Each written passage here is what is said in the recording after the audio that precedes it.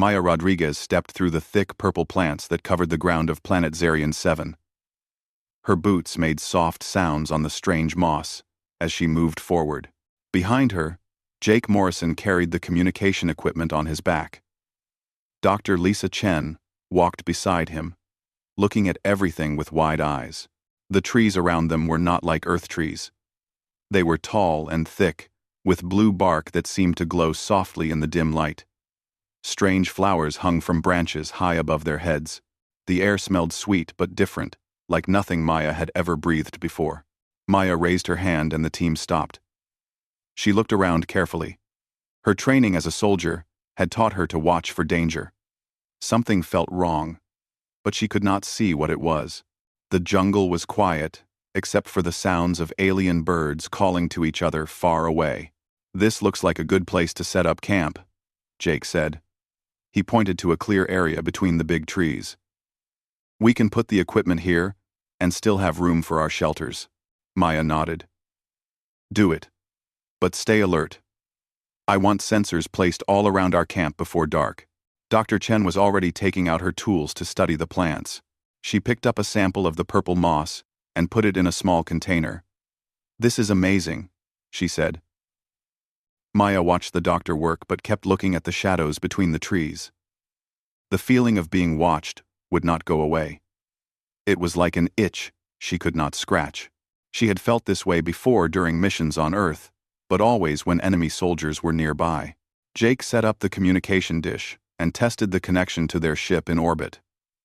The Endeavour had been waiting above the planet for 3 days, while teams like theirs explored the surface.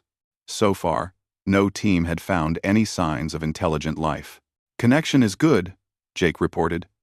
"I can reach the ship without any problems." As the day went on, Maya helped set up their camp. They put up 3 small shelters in a triangle shape.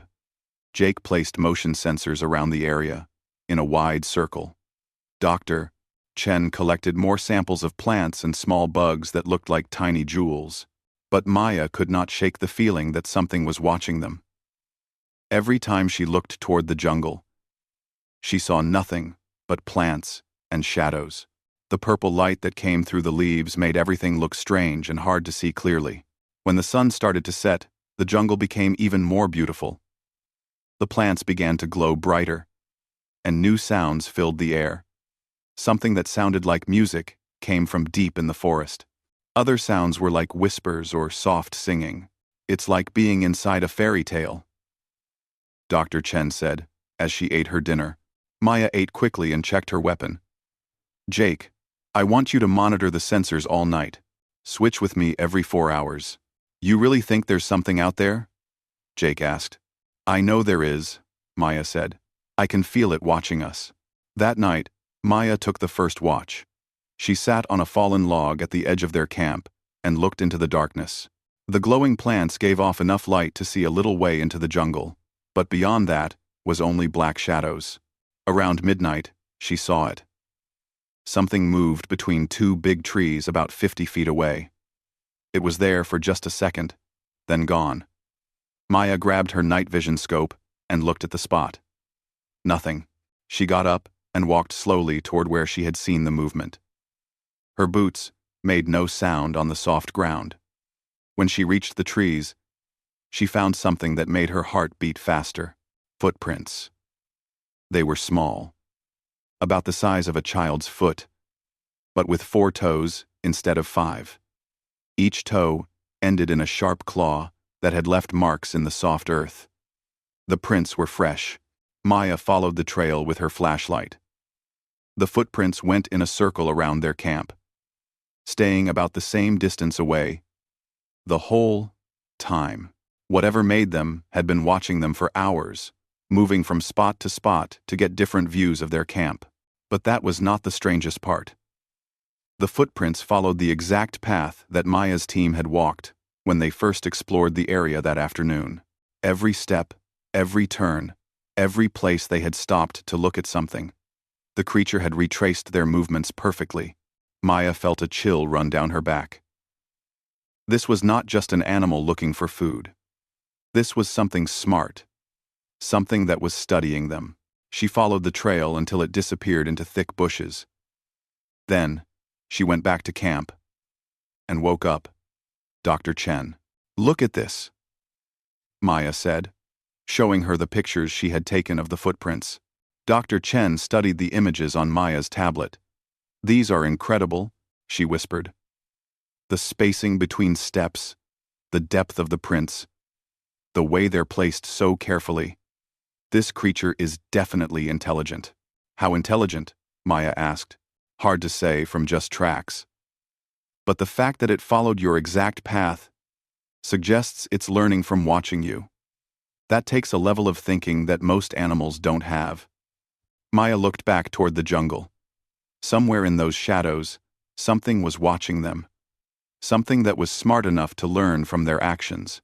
Something that was curious enough to study them, instead of running away or attacking.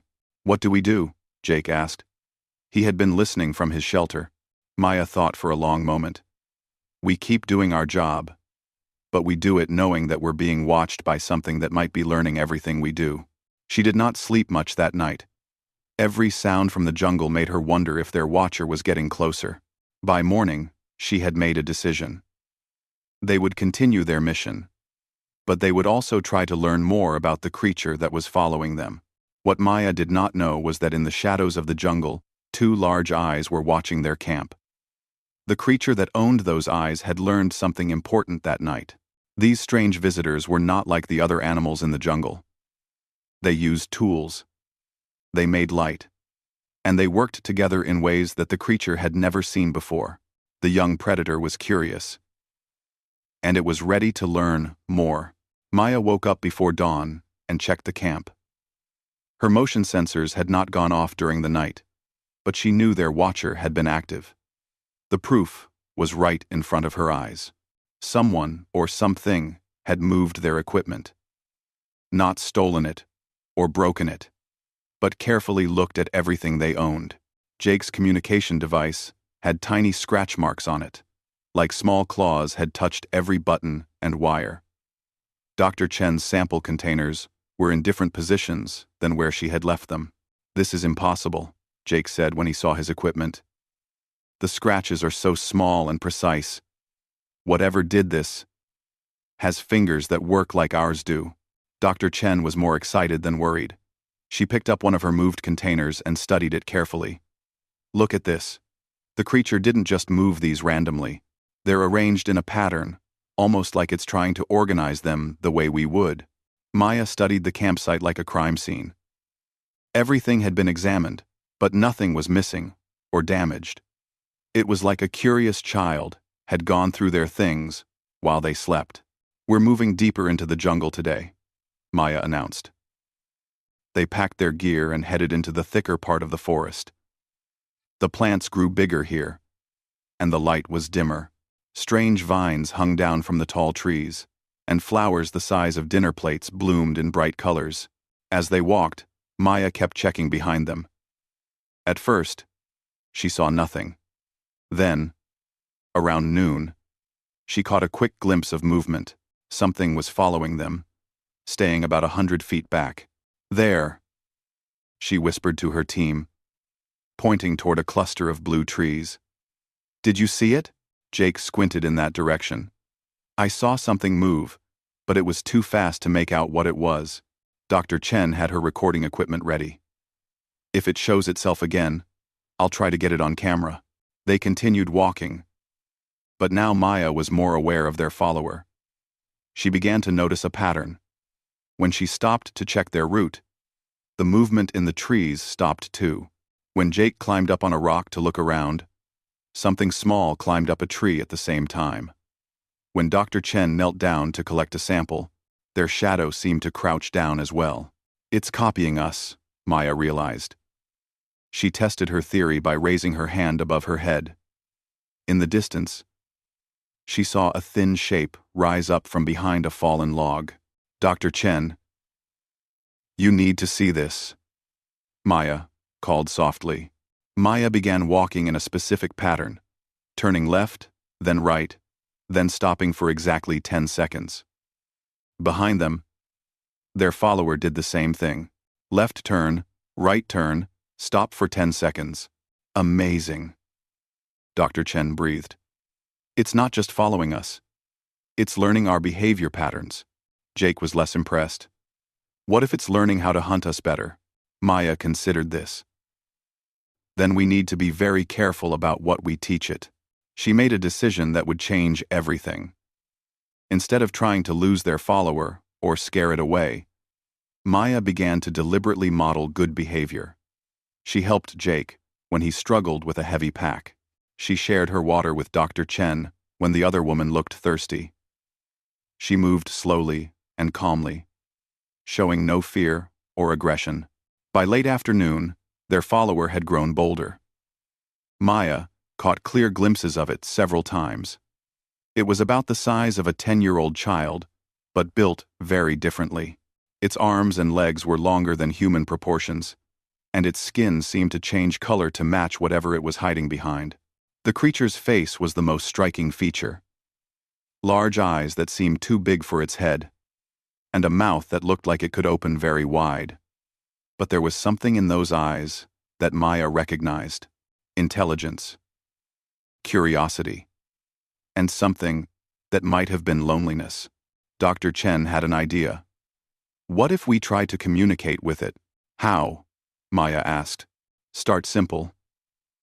Leave something for it to find. See how it reacts.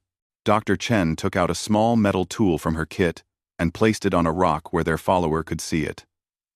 Then the team moved away and hid behind some trees to watch. Within minutes, the creature appeared. It moved like liquid shadow, flowing from one hiding spot to another, until it reached the rock. Up close, Maya could see that it had 4-fingered hands with retractable claws. The creature picked up the tool and examined it from every angle. It tested the weight, looked at how the light reflected off the metal surface, and even brought it close to its face, as if trying to smell it. Then something wonderful happened. The creature used the tool to draw patterns in the soft dirt around the rock. Not random scratches, but careful lines that formed geometric shapes, circles, triangles, and something that looked almost like a star. It understands that tools can be used to create, Dr. Chen whispered. That's a level of intelligence that some Earth animals never reach. The creature finished its drawing and looked directly at their hiding spot. For a moment, Maya thought it might run away. Instead, it made a soft sound, almost like a question, and tilted its head to one side. Maya made a decision that went against all her training. She stepped out from behind the trees and into the open. The creature tensed, ready to run, but Maya moved very slowly and kept her hands where it could see them. She knelt down next to the rock and looked at the drawings the creature had made. Then, she picked up a stick and added her own drawing next to the creature's patterns. A simple house shape with a triangle roof. The creature watched her with intense focus. When Maya finished and moved back, it approached the rock again. It studied her drawing for a long time, then picked up its own stick and drew something new. A shape that might have been a tree, or maybe the tall structures where it lived. First contact, Dr. Chen said quietly. We're having a conversation with an alien species. For the next hour, they took turns drawing in the dirt. The creature was a fast learner. It quickly figured out how to draw simple representations of things from its world. It drew what looked like other members of its species, the jungle plants, and even something that might have been the stars. But the most amazing thing was how it began to copy human gestures. When Maya pointed at something, the creature learned to point too. When Jake waved his hand in greeting, the creature waved back. When Dr. Chen made a gesture of offering by holding out her hand palm up, the creature did the same thing. As the sun began to set, the creature made a series of soft sounds and backed away into the jungle. But before it disappeared completely, it did something that made Maya's heart skip a beat. It saluted her. Not perfectly, but clearly trying to copy the military gesture Maya had used earlier when talking to Jake. Did you see that? Jake asked in amazement. Maya nodded. It's learning to be human. That night, As they sat around their small camp light eating dinner, Maya thought about what they had discovered. Somewhere in the jungle was a young creature that was smart enough to learn human behavior just by watching them. It was copying their actions, their gestures, even their social interactions. But what worried Maya was a bigger question. If this creature could learn to act human so quickly, what would happen when it grew up? Would it remember these lessons? Would it teach other members of its species? And most importantly, what kind of human behavior was she teaching it? Every action she took, every decision she made, might become part of this creature's understanding of what humans were like. As she settled down for sleep, Maya felt the weight of responsibility. She was not just an explorer anymore. She was a teacher, whether she wanted to be or not. And her student was watching from the shadows, learning everything she did. In the darkness beyond their camp, two large eyes reflected the light from their fire. The young creature had learned many new things that day. It had learned that the strange visitors could make marks that had meaning. It had learned that they could share ideas without making sounds. And most importantly, it had learned that they were not afraid of it. The creature settled down in a comfortable spot where it could watch the humans sleep. Tomorrow, it would learn more. It was eager to see what other wonderful things these visitors could teach it. Maya woke up to find a gift waiting for her. Next to their campfire, someone had carefully arranged a collection of colorful flowers and smooth stones in a perfect circle. In the center sat the metal tool Dr. Chen had given to their follower the day before. It brought the tool back, Dr. Chen said, kneeling beside the arrangement. Jake studied the gift from a safe distance. How do we know it's not some kind of trap? Maya examined the arrangement more closely. The flowers were arranged by color, from light to dark. The stones were placed by size, from smallest to largest. There was a logic to it that spoke of careful thought and planning. This isn't a trap, Maya said. It's communication. The creature is showing us that it can create beauty, not just copy our actions. Dr. Chen was already setting up her equipment. I want to try a controlled experiment. Let's see how much it can actually learn. I. Maya agreed, but with conditions. We do this carefully. No sudden movements, no loud sounds. If the creature shows any sign of fear or aggression, we back off immediately. They moved to a clear area near their camp and began a simple demonstration. Maya showed how to use a basic tool to dig a small hole in the ground. She did it slowly, making sure each step was clearly visible to anyone watching from the forest. Within minutes, their follower appeared at the edge of the clearing. In daylight, Maya could see it more clearly. Its skin was smooth and changed from green to brown to match the plants around it. It moved with a fluid grace that reminded Maya of a dancer or a skilled martial artist. The creature watched Maya's demonstration with intense focus. When she finished digging the hole, Maya stepped back and gestured for the creature to try. For several minutes, nothing happened. Then the creature disappeared into the jungle and returned with a stick of its own. It approached the spot where Maya had been working and began to dig its own hole, copying her movements exactly. Remarkable, Dr. Chen whispered, recording everything. Look at how it holds the tool. It figured out the proper grip just from watching Maya once. But the creature did more than just copy.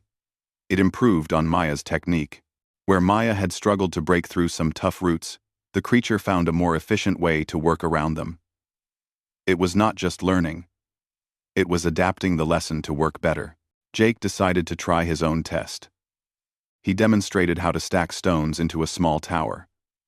The creature watched carefully, then built its own tower that was taller and more stable than Jake's. It's not just copying us, Jake realized. It's learning the principles behind what we do, and then making it better. Dr. Chen tried something more complex. She showed the creature how to weave grass into a simple rope. This took much longer to demonstrate, and Maya worried that the creature might lose interest. Instead, It paid even closer attention. When Dr. Chen finished, the creature spent almost an hour working with its own grass, trying different techniques. It failed many times, but each failure taught it something new. Finally, it produced a rope that was longer and stronger than Dr. Chen's example. "This is incredible," Dr. Chen said. "The learning ability we're seeing here suggests intelligence that might rival human children, maybe even exceed it in some ways." As the days passed, their strange student became bolder. It began making soft sounds that seemed like attempts to copy human speech. When Maya said, "Hello," the creature made a clicking noise that had a similar rhythm. When Jake called out, "Good job," the creature repeated a melodic whistle that might have been its version of approval. The breakthrough in communication came on their 4th day together. Jake had cut his hand on a sharp plant while collecting samples. Dr. Chen cleaned the wound and bandaged it while the creature watched from nearby. After the humans finished treating Jake's injury, the creature made urgent clicking sounds and disappeared into the jungle. Maya worried that they had done something to frighten it away. 2 hours later, the creature returned carrying an armload of plants that Maya had never seen before. It approached Dr. Chen cautiously and offered the plants to her. Dr. Chen examined them with her portable analyzer. "These are amazing," she said, looking at the results. "Natural antiseptics, pain relievers, and healing accelerators. Some of these compounds are more effective than the medicine in our first aid kit." The creature had not just understood that Jake was hurt. It had understood the concept of medicine and had gone to find local plants that could help. It had applied its knowledge of the jungle to solve a human problem. "You beautiful, brilliant creature," Dr. Chen said softly to their student. "You're teaching us as much as we're teaching you." That evening brought a test none of them had expected. As they sat around their camp light eating dinner, Maya heard a low growling sound from the darkness beyond their camp. Her training kicked in immediately, and she grabbed her weapon. "Everyone stay calm," Maya ordered. "Something big is out there." The growling got louder, and Maya could see eyes reflecting their light from the edge of the forest. Not the large, intelligent eyes of their student, but smaller, hungry eyes that belonged to a predator looking for an easy meal. The creature that stepped into their camp was twice the size of their young follower and built for hunting. It had massive claws, powerful legs, and a mouth full of sharp teeth. It looked at the humans like they were dinner. Maya raised her weapon, but before she could fire, their student appeared between them and the predator. The young creature was tiny compared to the hunter, but it stood its ground and made challenging sounds. "No," Maya said, starting to move forward to help. "It'll get killed." But their student had learned more from watching humans than Maya had realized. Instead of attacking the larger predator directly, it used tactics. It moved in a pattern that drew the hunter's attention away from the humans. It used the terrain to its advantage, staying near rocks and trees that would block the larger creature's attacks. Most importantly, it used teamwork. Every time the predator focused on the young creature, Maya was able to move to a better position. When Maya had a clear shot, their student ducked out of the way as if it knew what she was planning. The fight lasted only a few minutes. Maya's weapon and their student's tactics combined to drive off the predator without anyone getting seriously hurt. When it was over, the young creature stood panting next to Maya, looking up at her with what might have been pride. "Did you see that?" Jake asked, amazement in his voice. It coordinated with Maya, like they had trained together for years. Dr. Chen was reviewing the video she had recorded of the fight. "Look at this." The creature used military-style tactics, misdirection, terrain advantage, coordinated attacks. It learned all of that just from watching our training exercises. Maya knelt down next to their student. The creature was exhausted, but unhurt. When Maya reached out her hand, it touched her fingers with its own clawed hand in a gesture that was purely human. "You saved us," Maya said softly. "You could have run away when the big predator showed up, but you chose to protect us instead." The creature made soft clicking sounds that sounded almost like purring. It had learned something beyond human tactics and tool use. It had learned human values like loyalty and protecting those weaker than yourself. That night, for the first time, their student did not hide in the shadows. It curled up near their camp light, where Maya could keep an eye on it while she stood watch. The young creature had chosen to trust humans completely. As Maya watched their sleeping student, she realized that something unprecedented was happening. This creature was not just learning human skills and behaviors, it was learning to be human in ways that might change its entire species. The question that worried Maya was whether she was teaching it the right lessons. Every human behavior the creature observed became part of its understanding of how intelligent beings should act. Maya felt the weight of that responsibility like a physical burden. She was not just making first contact with an alien species. She was helping to shape what that species might become. In the creature's intelligent eyes, Maya saw the future, looking back at her. A future where humans and aliens might truly understand each other. But first, she had to make sure she was worthy of being a teacher. Maya's radio crackled to life, just as she was showing their student how to tie knots. The urgent voice of Commander Rick Thompson cut through the peaceful morning like a knife. All ground teams, return to base immediately. We have a situation. Maya grabbed the radio. This is Rodriguez. What kind of situation, Commander? The kind where people are getting hurt, Lieutenant. Other teams have reported aggressive contact with native creatures. 3 people are in medical bay. Get back to the ship now. Maya looked at their student, who was carefully practicing the knot-tying technique she had just demonstrated. The creature's large eyes watched her face, seeming to understand that something was wrong. Sir, we've established peaceful contact with one of the natives. The situation here is stable and productive. Negative, Rodriguez. Dr. Chen's reports about intelligent natives have been noted, but the safety of the crew comes first. That's an order. Jake was already packing up the communication equipment. Maya, maybe the commander is right. If other teams are having problems, maybe we got lucky with a friendly one. Dr. Chen looked torn between her scientific curiosity and her concern for the team's safety. The behavior patterns we've documented here could be crucial for understanding the species. If we leave now, we might never get another chance to study them. Maya studied their student, who continued practicing knots while listening to their conversation. Even though the creature could not understand their words, it clearly understood that the humans were upset about something. Commander, requesting permission to remain on surface for 24 more hours. The creature we've been working with has shown remarkable learning abilities and peaceful intentions. Permission denied, Lieutenant. Intelligence reports suggest these creatures are learning human combat techniques and using them against our people. The one you've been playing with might be gathering information to use against us later. The words hit Maya like a cold slap. She looked at their student again, seeing it through the commander's suspicious eyes. The creature had indeed learned human tactics and coordination. It had learned to use tools and solve problems. If it wanted to hurt humans, it now had the knowledge to do so effectively. Maya, Dr. Chen said quietly, what if the commander is right? What if we've been training a potential enemy? On 3. Maya. On 3. On 3. Their student finished the knot and held it up proudly for Maya to see. It had not just copied her technique, but had improved on it, making the knot stronger and more efficient.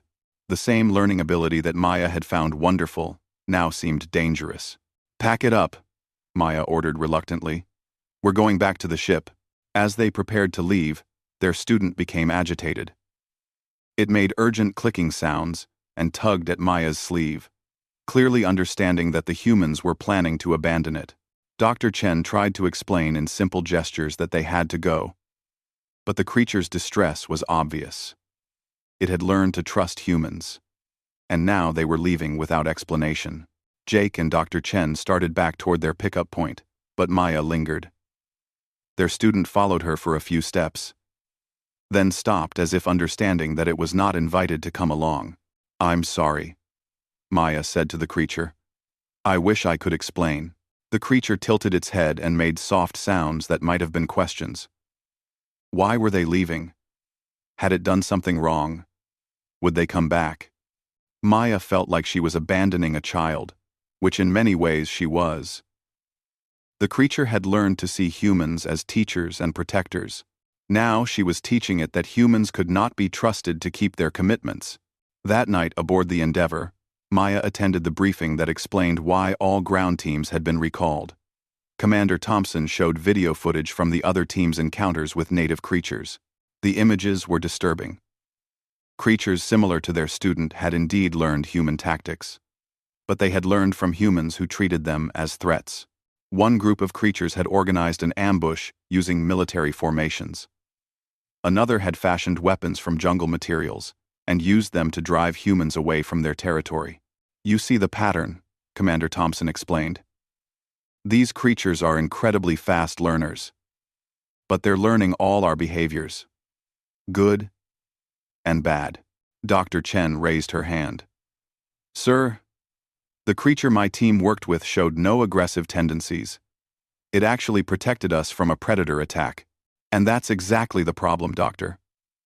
These creatures are learning to be like the humans they observe. Your team approached them peacefully, so your creature learned peaceful behaviors. The other teams treated them as potential threats, so those creatures learned threatening behaviors. Maya felt a chill as she understood the implications. The young predators were not just copying human actions. They were absorbing human attitudes and values. They were becoming living mirrors of the humans they encountered. Sir, Maya said, if that's true, then we have a responsibility to make sure they learn the right things from us. Commander Thompson shook his head. Our responsibility is to the safety of this crew, Lieutenant. These creatures are too dangerous to work with.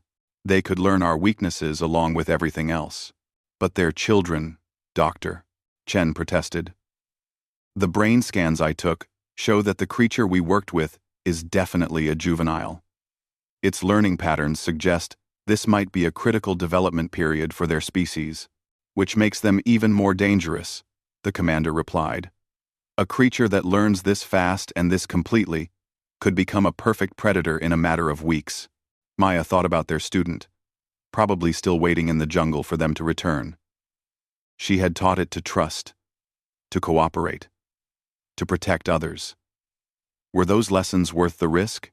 Sir, request permission to return to the surface. If these creatures are learning human behaviors, someone needs to teach them the right ones. Absolutely not. We're leaving this system in 48 hours. That decision haunted Maya through a sleepless night. She thought about their student, learning that humans made promises they did not keep. She thought about other young creatures learning that humans were enemies to be fought or feared. The next morning, Maya made a choice that could end her career.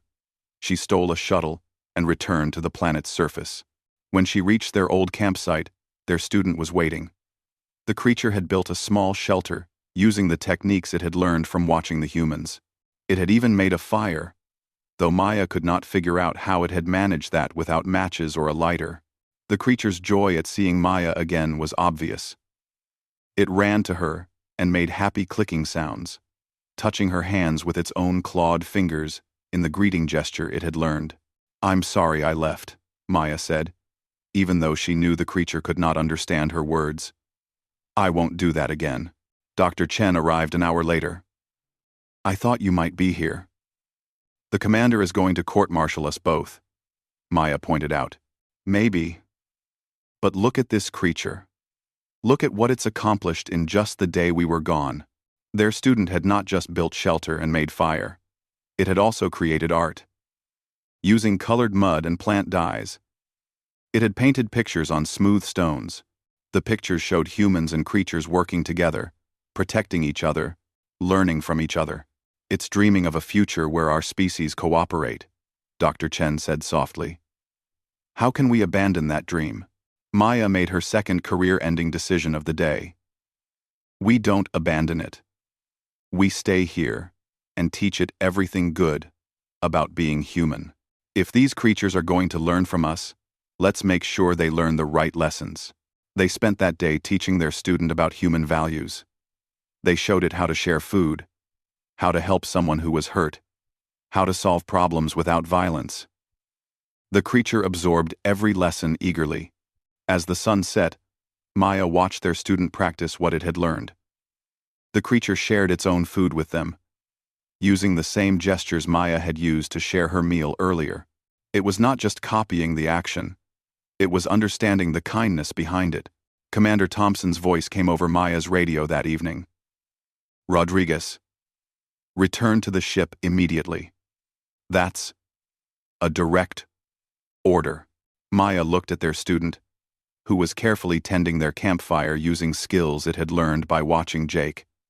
Sir, I respectfully decline. This creature represents the future of human-alien relations. Someone needs to teach it the right way. You're throwing away your career, Lieutenant. Maya watched their student practice the hand signals she had taught it for thank you and friend. Some things are worth more than a career, sir. No.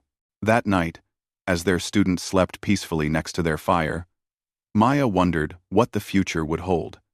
She had chosen to stay and teach one young creature how to be the best version of itself. Whether that choice would save both their species or doom them remained to be seen, but as she watched the creature sleep, Maya knew she had made the right choice. In its dreams, she hoped it was imagining a world where humans and aliens could be more than just enemies or strangers, a world where they could be friends. Maya woke to find their student gone. For a moment, panic filled her heart. Had the creature finally decided that humans could not be trusted? Had it left to join the more aggressive members of its species? Then she heard sounds from the jungle that made her grab her weapon and wake Dr. Chen. Multiple voices calling to each other in the clicking language of the native species. But these were not the hunting calls she had heard during their first days on the planet. These sounds were organized, almost like a conversation. Maya, look at this, Dr. Chen whispered, pointing toward the trees. Their student emerged from the jungle, but it was not alone. Behind it came 6 other young creatures, all about the same size and age. Maya's heart raced as she recognized the potential danger. One juvenile creature had been manageable, but 7 of them could easily overwhelm 2 humans. But as the group approached, Maya realized that these were not hunters coming to attack. They moved in the careful, respectful way that their student had learned from watching humans. They stopped at a safe distance and waited, just as their student had been taught to do. Their student approached Maya and made the hand signals for friend and safe that she had taught it. Then it gestured toward the other creatures and repeated the signals. It was introducing its companions, telling Maya that they were friends who could be trusted. Dr. Chen was recording everything with her equipment. Maya, this is incredible. Look at how they're behaving. They're copying the social patterns our student learned from us.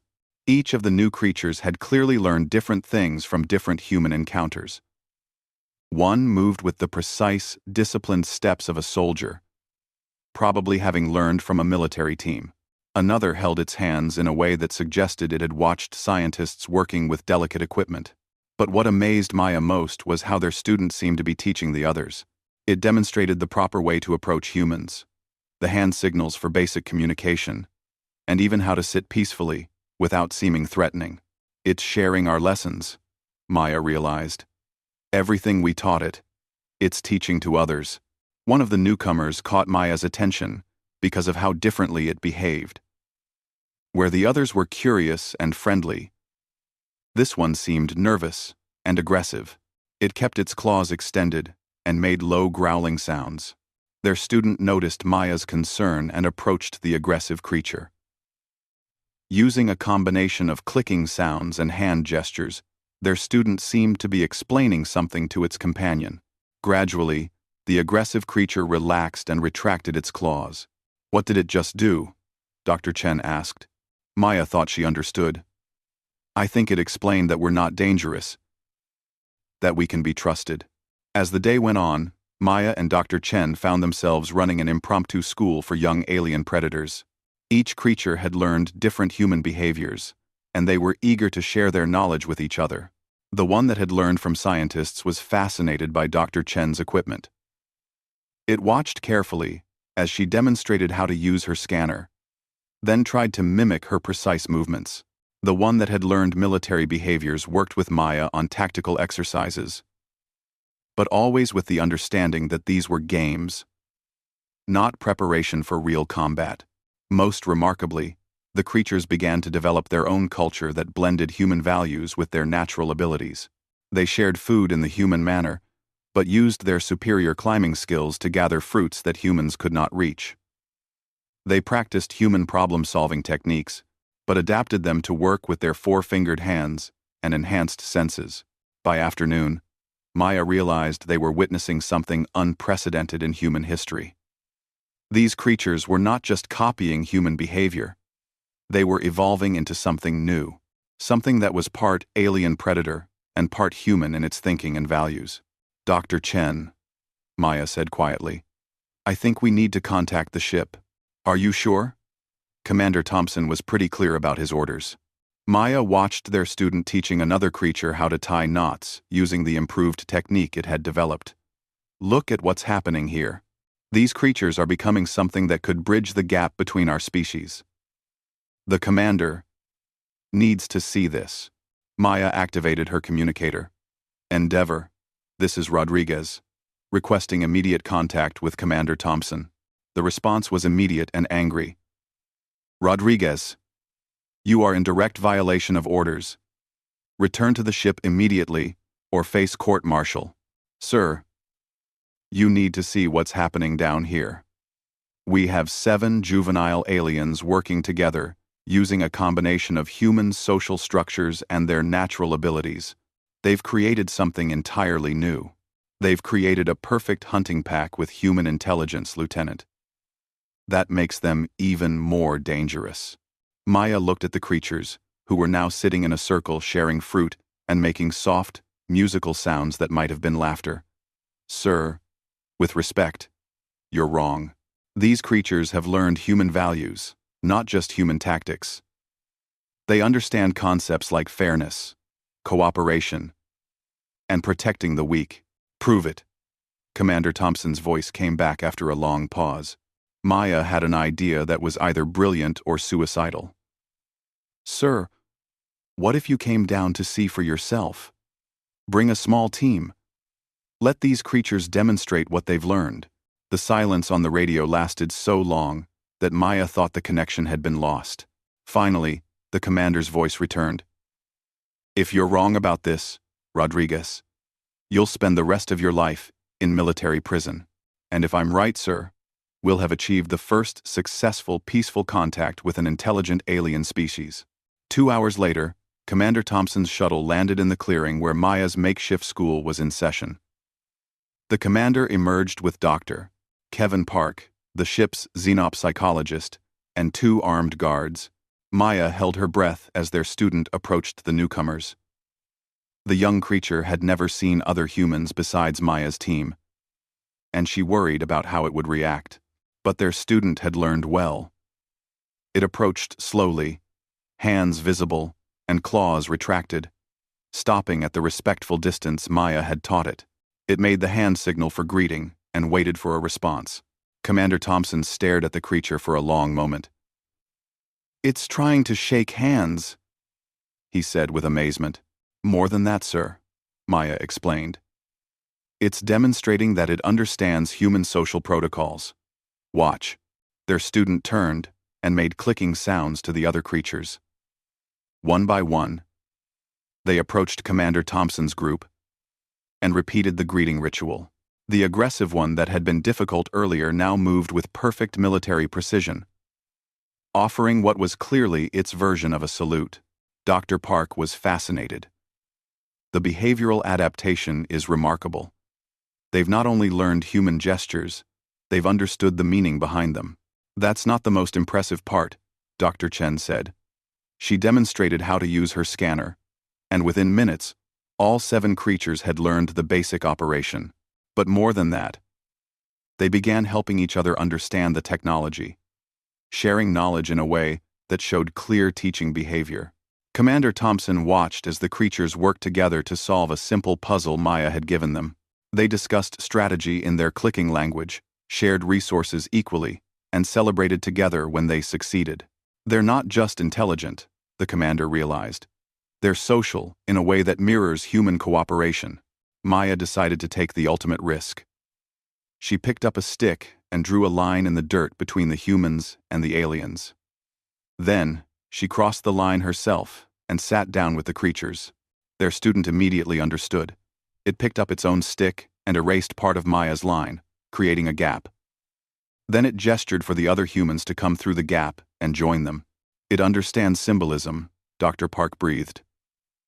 It knows that the line represents separation, and it's offering to remove that barrier. Commander Thompson stood frozen for a moment, then slowly walked through the gap the creature had created. As soon as he sat down among the aliens, they began showing him their art, their tools, and their attempts to recreate human technology using jungle materials. One of the creatures had even learned to whistle a tune that sounded remarkably like Amazing Grace, probably picked up from a homesick team member somewhere in the jungle. "Sir," Maya said carefully, "these creatures are in a critical learning period. What they learn now will shape their entire species for generations. If we abandon them or treat them as enemies, they'll become enemies. But if we teach them the best of human values," Commander Thompson was examining an intricate carving one of the creatures had made. It showed humans and aliens standing together under stars, reaching towards space. "They're dreaming of joining us out there, aren't they?" "Yes, sir. They want to learn everything we can teach them." The commander made a decision that would change the course of human history. "Dr. Rodriguez, you are hereby promoted to Special Envoy for Interspecies Relations. Dr. Chen, you'll head the new Xenocultural Studies Department. Dr. Park, start developing protocols for long-term cultural exchange." "Sir?" Maya asked, hardly believing what she was hearing. "These creatures represent the future, Lieutenant. Not just their future, but ours too. If we can teach them to be the best versions of themselves, maybe they can teach us something in return." As the sun set that day, Maya watched their student playing a game with Commander Thompson. The creature was patiently teaching the commander how to make the clicking sounds of its language, while the commander taught it more English words. Other creatures were learning from Dr. Park and Dr. Chen, soaking up knowledge with the endless curiosity that Maya had first noticed in their original student. They were becoming something new.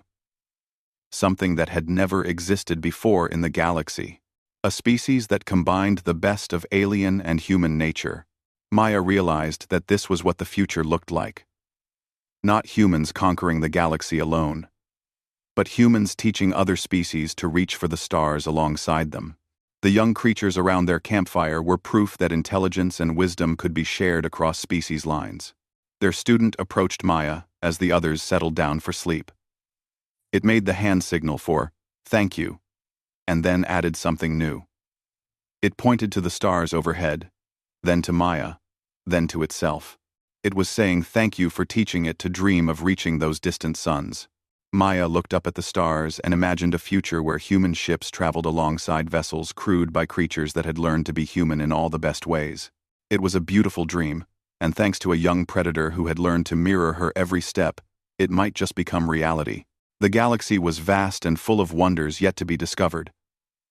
But now, humanity would not explore it alone. They would have companions who had learned that the greatest human trait was not strength or intelligence, but the ability to teach others to be better than they ever thought possible.